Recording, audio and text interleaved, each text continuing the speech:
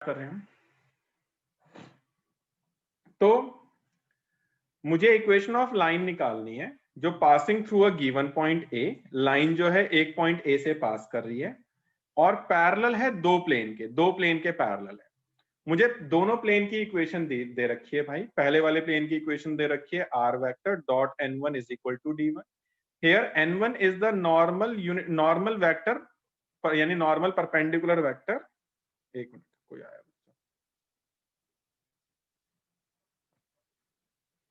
On the plane P1 और plane P2 पे perpendicular N2 vector होगा। फिर मैंने कहा कि अगर मैं N1 और N2 दोनों का क्रॉस प्रोडक्ट कर दूं तो मुझे एक वेक्टर B मिलेगा जो N1 N2 दोनों पे परपेंडिकुलर होगा। Here I will get B vector. B vector मेरे पास आ जाएगा कैसे, N1 क्रॉस N2 करके। A वेक्टर मेरे पास है ही, तो इक्वेशन ऑफ लाइन क्या आ जाएगी, R vector is equal to A vector plus lambda times of B vector. B vector निकालने के लिए आपको N1 और N2 को क्रॉस करना पड़ेगा। आई होप ये क्लियर हुआ है अब आपको। Any doubt in this? Is this concept clear to each and everyone?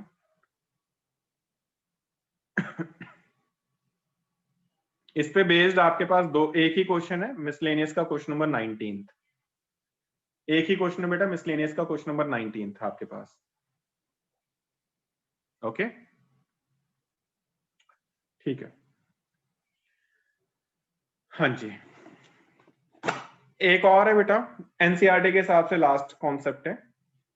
Equation of line passing through a given point and perpendicular to two given lines. अब क्या है, हमारे पास दो लाइंस हैं L1 L2। L1 L2 की equation दे रखी है हमें, R vector is equal to A1 plus lambda times of B1 और L2 की है R vector is equal to A2 plus mu times of B2। मुझे एक लाइन की इक्वेशन निकालनी जो इन दोनों लाइन के परपेंडिकुलर। ये जो लाइन है ये L1 L2 दोनों के परपेंडिकुलर है। अब आपको होता है लाइन L1 के पैरेलल वेक्टर कौन सा होगा, B1 होगा। दिस इज B1 जो है L1 लाइन के पैरेलल है। B2 वेक्टर अगर मैं निकालूं तो B2 is parallel to L2। अगर मैं B1 और B2 दोनों का क्रॉस प्रोडक्ट कर दूं तो मुझे एक ऐसा वेक्टर मिलेगा B वेक्टर मुझे मिलेगा जो B1 और B2 का क्रॉस करूंगा और इन दोनों पे परपेंडिकुलर होगा।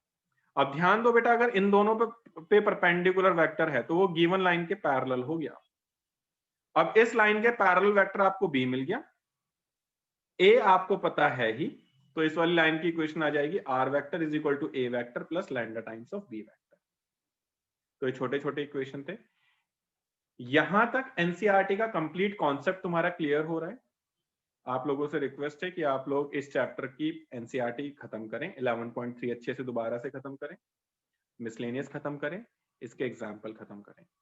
ये अगर तुम्हारा हो जाता है तो नेक्स्ट क्लास के अंदर हम सारे के सारे इस चैप्टर से रिगार्डिंग डाउट्स लेंगे। ठीक है, तो ये आपको करने पड़ेंगे बच्चों। अभी मैं आपको एक दो कॉन्सेप्ट और हैं बाहर के, वो करवा देता हूं जो थोड़े इंपॉर्टेंट है, वो भी देख लेते हैं जरा। जैसे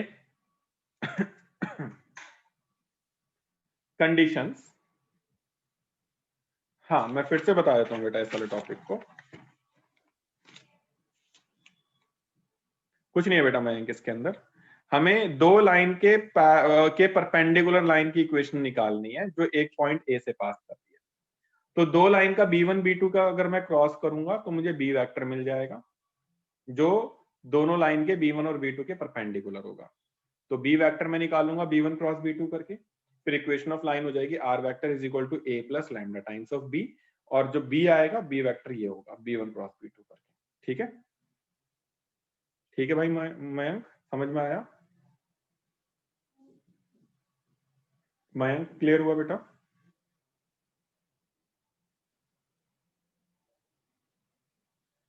मयंक, तो B1 और B2 क्यों लिया बेटा? लाइन की इक्वेशन होती है, क्योंकि आपको पता है कि लाइन के L1 के पैरेलल आपका B1 होता है और L2 के पैरेलल B2 होगा। अब मुझे एक ऐसा चाहिए जो B1 और B2 के परपेंडिकुलर आ जाए, तो वो मैं B करके ही तो निकालूंगा। B is equal to B1 cross B2। ये तो मुझे पता है ना कि बी जो वेक्टर होता है R vector is equal to A plus lambda B में बी मेरे पास लाइन के पैरेलल वेक्टर होता है, तो ये तो मुझे पता है, इसलिए मैंने लाइन का बी वेक्टर ले लिया बेटा। यही कंफ्यूजन अगर हो रही है तो आप 11.2 भी एक बार दोबारा करें कि बी क्या है ए क्या है। 11.2 दोबारा करें, 11.3 और मिसलेनियस अच्छे से करें, आपकी ये कंफ्यूजन दूर हो जाएगी। अब एक दो और एक्स्ट्रा कॉन्सेप्ट है बेटा जो एनसीईआरटी में नहीं है, जो आ जाते हैं, जिसमें एक है आपका condition required for plane containing a line. हाँ भाई, अब आपको वो बोल रहा है भाई कंडीशन बताओ, क्या कंडीशन होगी कि जो प्लेन है ना वो लाइन को कंटेन कर रहा है, क्या क्या कंडीशन होगी। प्लेन की इक्वेशन आपको दी जाएगी, that is R vector dot N vector is equal to D, और लाइन की इक्वेशन दी जाएगी आपको, that is R vector is equal to A vector plus lambda times of B vector. तो किस कंडीशन पे ये जो प्लेन है इस लाइन को कंटेन करेगा। तो बेटा सिंपल सा है, थोड़ा ध्यान से समझना। ए जो है आपको पता है लाइन से पास करेगा, और बी जो है ये लाइन के पैरेलल होगा। पैरेलल लाइक ये ऊपर प्लेन पे जरूरी भी नहीं है कि हो, तो B is parallel to the line. तो दो कंडीशन है, नंबर वन, पॉइंट ए का प्लेन से डिस्टेंस 0 आएगा, ठीक है, distance of point A from plane is 0। पहली कंडीशन, दोनों कंडीशन सेटिस्फाई करनी चाहिए। सेकंड कंडीशन, जो प्लेन का एन वेक्टर है, जो प्लेन का एन वेक्टर है, इसका बी के साथ डॉट प्रोडक्ट क्या आएगा, 0 आएगा, बिकॉज अगर कोई भी वेक्टर इस, जैसे मैंने लाइन बना दिया, अब आपको पता है ये वाला जो मैंने पेन लिया है it is perpendicular to this page, तो इस पेन का इस लाइन से, इस वेक्टर का इस लाइन से डॉट प्रोडक्ट हमेशा 0 आएगा बिकॉज बोथ आर परपेंडिकुलर। तो दूसरी कंडीशन क्या होगी, B vector dot N vector will be 0, ठीक है। ये टू इंपॉर्टेंट कंडीशन है, two necessary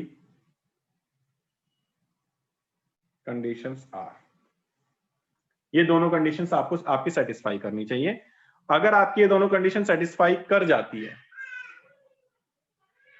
if these two conditions आपकी सेटिस्फाई कर जाती है, तब आप कह सकते हो कि जो प्लेन है वो लाइन को कंटेन कर रहा है, plane is containing a line, इस तरीके से आप बता सकते हो, ठीक है।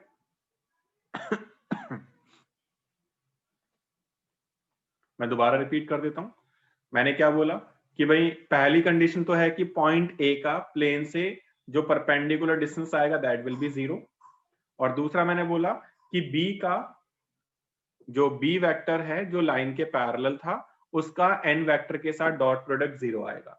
अगर ये दोनों कंडीशन सेटिस्फाई कर जाती है तब तो प्लेन जो है लाइन को कंटेन कर रहा है, अदरवाइज प्लेन लाइन को कंटेन नहीं करेगा। इस पे बेस्ड चलो एक क्वेश्चन देख लेते हैं, जरा आप लोग मुझे बताओ कि क्या प्लेन लाइन को कंटेन कर रहा है। मैं क्वेश्चन दे रहा हूं आपको, जस्ट अ मिनट।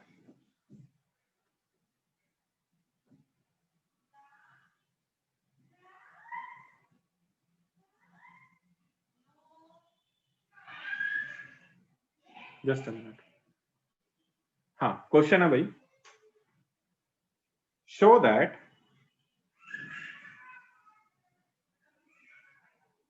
प्लेन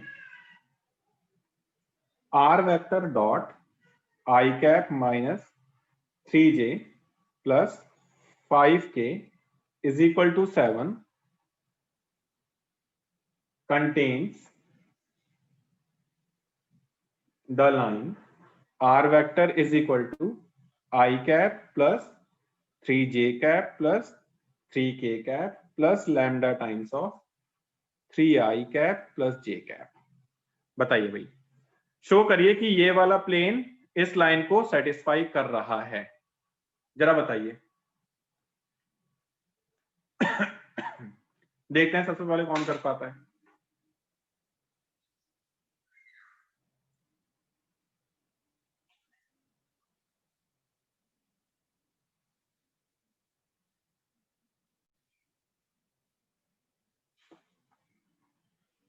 बच्चों इसका एक असाइनमेंट भी तुम्हारे पास आ जाएगा, वो असाइनमेंट भी आप लोगों को करना है।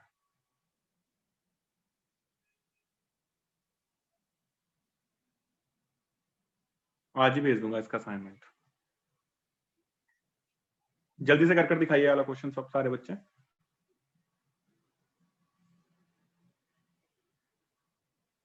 और अगर हो जाता है तो अभी स्क्रीनशॉट आप भेज देंगे ग्रुप पे भेज देंगे so that I can check.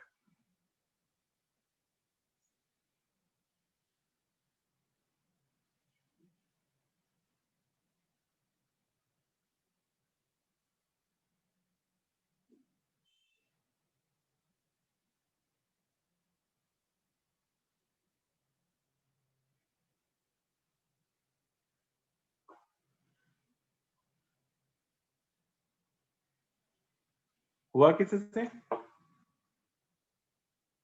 Anybody?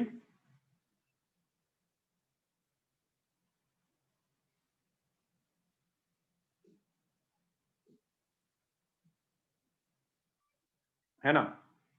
तो अगर आप ध्यान से देखो बेटा इस वाले क्वेश्चन के अंदर n वेक्टर और b वेक्टर का डॉट प्रोडक्ट निकाल लो पहले। तो n vector dot b vector करना जरा। n वेक्टर क्या है?